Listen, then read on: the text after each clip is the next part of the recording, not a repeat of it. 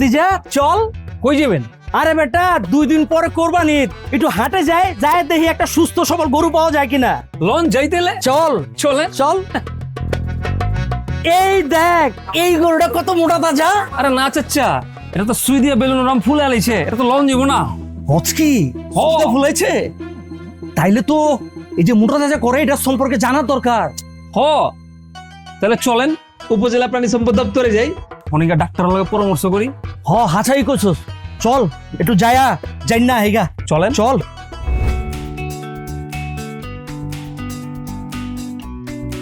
আসসালামু আলাইকুম ডাক্তার সাহেব। ওয়ালাইকুম আসসালাম। হাটে গেছিলাম, দেখলাম কয়েকটা গরু বেশ নাদুস নুদুস একদম ফুইলা ভেপা রয়েছে। ভাতিজা করলো ওগুলার নাকি সুই দিয়ে বেলুনের মতো ফুলাইছে। আপনি কি কন? আরে না না, সেরকম কিছু নয়। সম্পূর্ণ পুষ্টিকর খাবার এবং প্রয়োজনীয় স্বাস্থ্যবিধি মেনেই এসব গরু মোটাতাজাকরণ করা হয়, আর গরুর হৃষ্টপুষ্টকরণের যাবতীয় পরামর্শ দিয়ে থাকে প্রাণী সম্পদ অধিদপ্তর।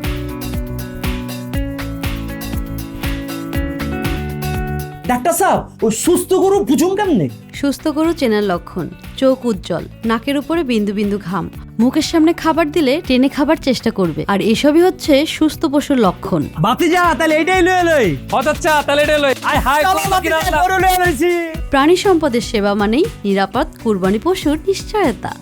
এভাবে প্রাণী সম্পদ অধিদপ্তর সারা দেশে 1,24,00,000 গবাদি পশু কোরবানির জন্য প্রস্তুত করেছে। কোরবানির হাটে যে কোনো পরামর্শে আপনার পাশে আছে ভেটেরিনারি মেডিকেল টিম। প্রচারে LDDP প্রকল্প, প্রাণী সম্পদ অধিদপ্তর, মৎস্য ও প্রাণী সম্পদ মন্ত্রণালয়।